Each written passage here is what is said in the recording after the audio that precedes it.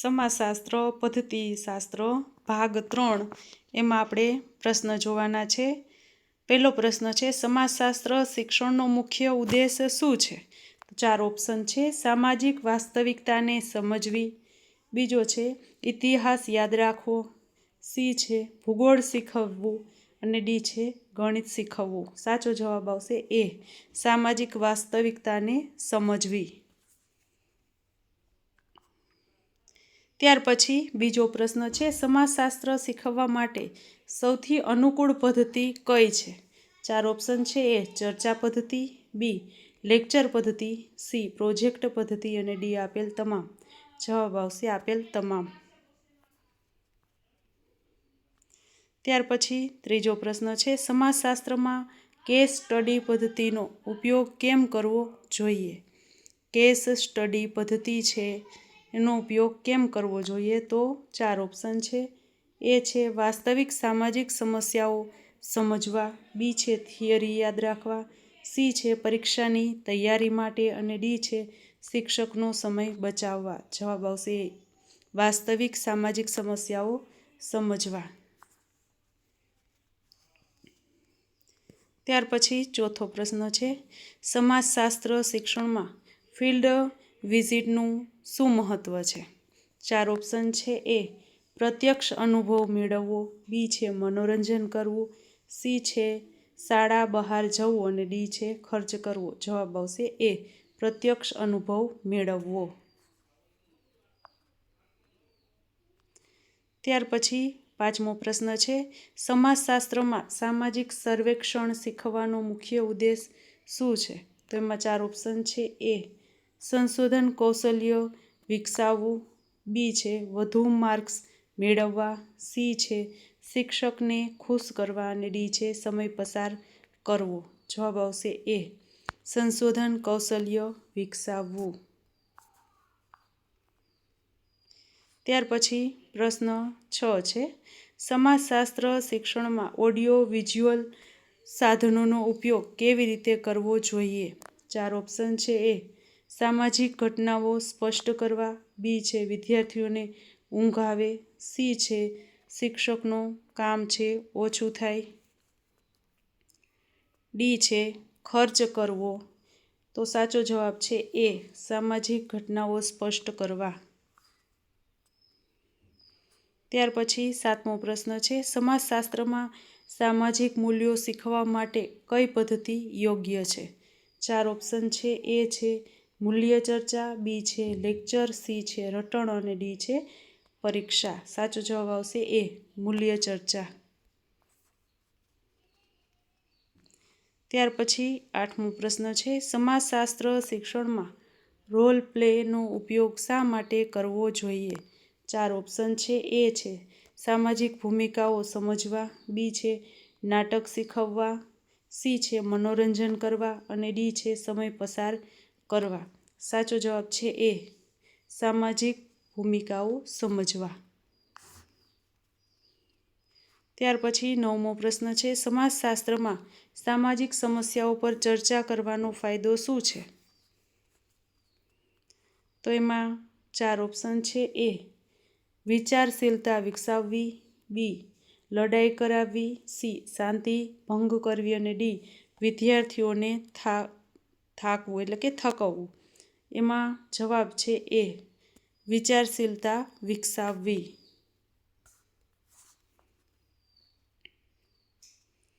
ત્યાર પછી 10મો પ્રશ્ન છે, સમાજશાસ્ત્ર શિક્ષણમાં સ્થાનિક ઉદાહરણોનો ઉપયોગ કેમ કરવો જોઈએ? એમાં 4 ઓપ્શન છે। એ સંબંધિતતા સ્થાપિત કરવા, બી વિદ્યાર્થીઓને ગૂંચવવા, સી શિક્ષકને સહેલું કરવા, ડી પાઠ્યપુસ્તક પૂરું કરવા। જવાબ આવશે એ સંબંધિતતા સ્થાપિત કરવા। ત્યાર પછી 11મો પ્રશ્ન છે, સમાજશાસ્ત્રમાં સામાજિક પરિવર્તન શીખવવા માટે કઈ પદ્ધતિ યોગ્ય છે? 4 ઓપ્શન છે। એ ઐતિહાસિક વિશ્લેષણ, બી રટણ, સી યાદશક્તિ પરીક્ષણ અને ડી છે ગણિત ગણતરી। જવાબ આવશે એ ઐતિહાસિક વિશ્લેષણ. ત્યાર પછી 12મો પ્રશ્ન છે, સમાજશાસ્ત્ર શિક્ષણમાં સામાજિક સંસ્થાઓ શીખવવા માટે કઈ પદ્ધતિ યોગ્ય છે? 4 ઓપ્શન છે. એ કેસ સ્ટડી, બી છે ફક્ત લેક્ચર, સી છે ફક્ત પુસ્તક અને ડી છે ફક્ત પરીક્ષા. જવાબ આવશે એ કેસ સ્ટડી. ત્યાર પછી 13મો પ્રશ્ન છે, સમાજશાસ્ત્રમાં સાંસ્કૃતિક વિવિધતા શીખવવા માટે કઈ પદ્ધતિ યોગ્ય છે? તો 4 ઓપ્શન છે. એ સાંસ્કૃતિક પ્રદર્શન, બી ફક્ત લેખન, સી ફક્ત વાંચન અને ડી ફક્ત શ્રવણ. જવાબ આવશે એ સાંસ્કૃતિક પ્રદર્શન. ત્યાર પછી 14મો પ્રશ્ન છે, સમાજશાસ્ત્ર શિક્ષણમાં સામાજિક અસમાનતા પર ચર્ચા કરતી વખતે શિક્ષકે શું કરવું જોઈએ? 4 ઓપ્શન છે. એ સંવેદનશીલ રહેવું, બી છે લડાઈ કરાવવી, સી છે એક પક્ષ લેવો અને ડી છે વિષય ટાળવો. જવાબ આવશે એ સંવેદનશીલ રહેવું. ત્યાર પછી 15મો પ્રશ્ન છે, સમાજશાસ્ત્રમાં સામાજિક સંશોધન શીખવવાનો ઉદ્દેશ શું છે? 4 ઓપ્શન છે. એ છે વૈજ્ઞાનિક વલણ વિકસાવવું, બી છે વધુ પૈસા કમાવવા, સી છે પ્રશંસા મેળવવી અને ડી છે શિક્ષકને ખુશ કરવા. જવાબ આવશે એ વૈજ્ઞાનિક વલણ વિકસાવવું. ત્યાર પછી 16મો પ્રશ્ન છે, સમાજશાસ્ત્ર શિક્ષણમાં સમકાલીન સામાજિક મુદ્દાઓનો સમાવેશ કેમ કરવો જોઈએ? તો એમાં 4 ઓપ્શન છે. એ પ્રસંગોપાત ઉદાહરણ તરીકે, બી છે પરીક્ષામાં પૂછવા, સી છે વિદ્યાર્થીઓને ગૂંચવવા. ત્યાર પછી ડી છે શિક્ષકનો સમય બચાવવા. જવાબ આવશે એ પ્રસંગોપાત ઉદાહરણ તરીકે. ત્યાર પછી 17મો પ્રશ્ન છે, સમાજશાસ્ત્રમાં સામાજિક ન્યાયની ભાવના વિકસાવવા માટે શું કરવું જોઈએ? 4 ઓપ્શન છે. એ નૈતિક ચર્ચાઓ, બી ફક્ત થિયરી, સી ફક્ત પરીક્ષા, ડી ફક્ત ગૃહકાર્ય. જવાબ આવશે એ નૈતિક ચર્ચા. ત્યાર પછી 18મો પ્રશ્ન છે, સમાજશાસ્ત્ર શિક્ષણમાં આંતર સાંસ્કૃતિક સમજણ વિકસાવવા માટે શું કરવું જોઈએ?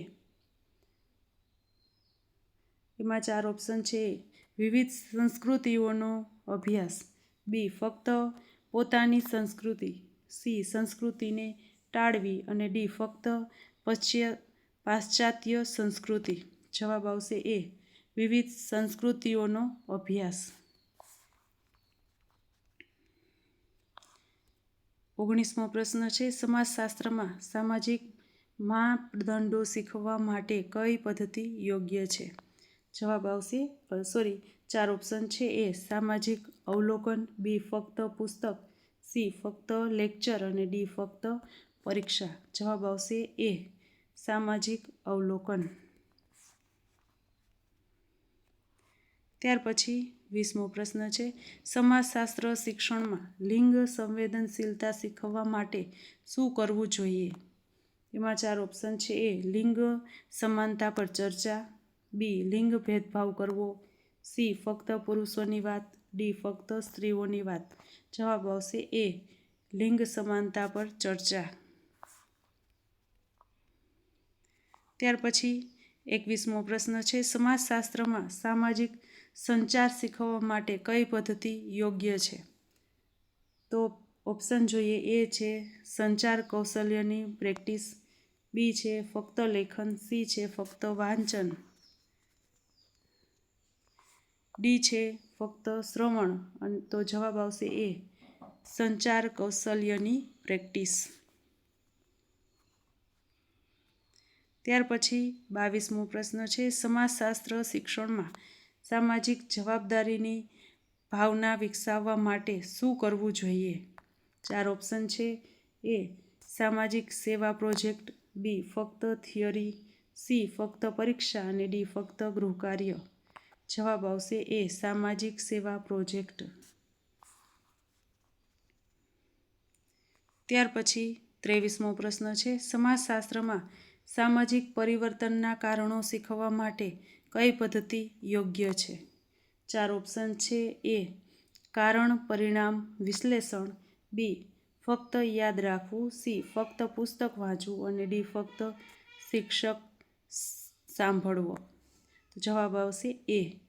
કારણ પરિણામ વિશ્લેષણ. ત્યાર પછી 24મો પ્રશ્ન છે, સમાજશાસ્ત્ર શિક્ષણમાં સામાજિક સંઘર્ષ શીખવવા માટે શું કરવું જોઈએ? 4 ઓપ્શન છે. એ. સંઘર્ષ નિરાકરણ કૌશલ્ય, બી. સંઘર્ષને ઉત્તેજન, સી. સંઘર્ષને ટાળવો, ડી. ફક્ત થિયરી. જવાબ આવશે એ. સંઘર્ષ નિરાકરણ કૌશલ્ય. ત્યાર પછી 25મો પ્રશ્ન છે, સમાજશાસ્ત્રમાં સામાજિક નિયંત્રણ શીખવવા માટે કઈ પદ્ધતિ યોગ્ય છે? 4 ઓપ્શન છે. એ. સામાજિક નિયમોનું અવલોકન, બી. ફક્ત લેક્ચર, સી. ફક્ત પુસ્તક અને ડી છે ફક્ત પરીક્ષા. સાચો જવાબ આવશે એ. સામાજિક નિયમોનું અવલોકન. 26મો પ્રશ્ન છે, સમાજશાસ્ત્ર શિક્ષણમાં વૈશ્વિકીકરણની અસરો શીખવવા માટે શું કરવું જોઈએ? એમાં 4 ઓપ્શન છે. એ. વૈશ્વિક સ્થાનિક સંબંધ વિશ્લેષણ, બી. ફક્ત વિદેશી ઉદાહરણો, સી છે ફક્ત સ્થાનિક ઉદાહરણો અને ડી છે વિષય ટાળવો. જવાબ આવશે એ. વૈશ્વિક સ્થાનિક સંબંધ વિશ્લેષણ. ત્યાર પછી 27મો પ્રશ્ન છે, સમાજશાસ્ત્રમાં સામાજિક સ્તરીકરણ શીખવવા માટે કઈ પદ્ધતિ યોગ્ય છે? 4 ઓપ્શન છે. એ. સામાજિક વ્યવસ્થાનું વિશ્લેષણ, બી. ફક્ત યાદ રાખવું, સી. ફક્ત ચાર્ટ બનાવવા અને ડી. ફક્ત પરીક્ષા. જવાબ આવશે એ. સામાજિક વ્યવસ્થાનું વિશ્લેષણ. ત્યાર પછી 28મો પ્રશ્ન છે, સમાજશાસ્ત્ર શિક્ષણમાં પર્યાવરણ અને સમાજનો સંબંધ શીખવવા માટે શું કરવું જોઈએ? 4 ઓપ્શન છે. એ. પર્યાવરણીય સમાજશાસ્ત્ર પ્રોજેક્ટ, બી. ફક્ત થિયરી, સી. ફક્ત પુસ્તક, ડી છે ફક્ત ફિલ્ડ વિઝિટ. જવાબ આવશે એ. પર્યાવરણીય સમાજશાસ્ત્ર પ્રોજેક્ટ. ત્યાર પછી 29મો પ્રશ્ન છે, સમાજશાસ્ત્રમાં ધર્મ અને સમાજનો સંબંધ શીખવવા માટે શું કરવું જોઈએ? તો એમાં આપણે 4 ઓપ્શન છે. એમાં જોઈએ એ. તુલનાત્મક અભ્યાસ, બી. ફક્ત એક ધર્મ, સી. ધર્મને ટાળવો અને ડી. ફક્ત લેક્ચર. જવાબ આવશે એ. તુલનાત્મક અભ્યાસ. ત્યાર પછી 30મો પ્રશ્ન છે, સમાજશાસ્ત્ર શિક્ષણમાં સામાજિક સુધારણા આંદોલનો શીખવવા માટે શું કરવું જોઈએ? 4 ઓપ્શન છે. એ. ઐતિહાસિક કેસ સ્ટડી, બી. ફક્ત તારીખો યાદ રાખવી, સી. ફક્ત નામો યાદ રાખવા અને ડી. ફક્ત પરીક્ષા. જવાબ આવશે એ. ઐતિહાસિક કેસ સ્ટડી. Thank you.